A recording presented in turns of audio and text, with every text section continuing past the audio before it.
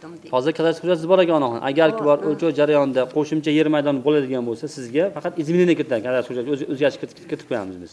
Bu kadastrim bekor bo'ldi. Endi bu aksiyani kutdim, o'lchab ketishdi. Hali hujjatini olganimiz yo'q. Endi qilishdi-da kecha endi. Kengash qarori chiqqandan keyin sizni chaqiradi, bo'ldi. Kadastr hujjati tayyor bo'lib olib keting deb. Xatlov natijasi bo'yicha sizga 14 sotlik bo'ladi, bazaga kiritadi endi. Shundan keyin muallaq ketadi shu bilan.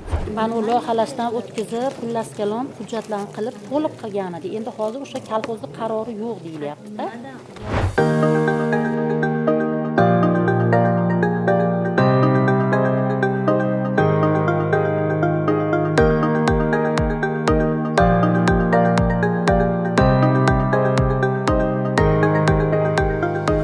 Adliya vaziri tomonidan 2026-yil, 22-yanvardan 2026-yil, 22-fevralga qadar mulk huquqlari kafolatlari huquqiy oyligi e'lon qilingan.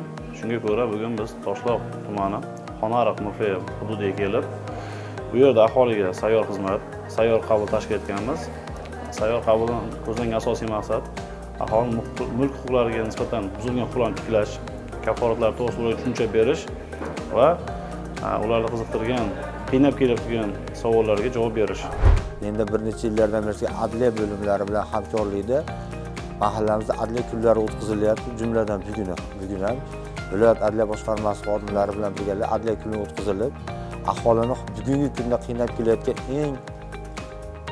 eng og'ir savollardan bo'lgan bu mulkiy munosabatlar to'g'risidagi savollariga, ya'ni kim kadastr hujjatlarini rasmiylashtirish jarayonidagi savollarga bugungi bo'layotgan sayyor qabulda keraklicha huquqiy yordam va amaliy ko'nikmalar olinyapti.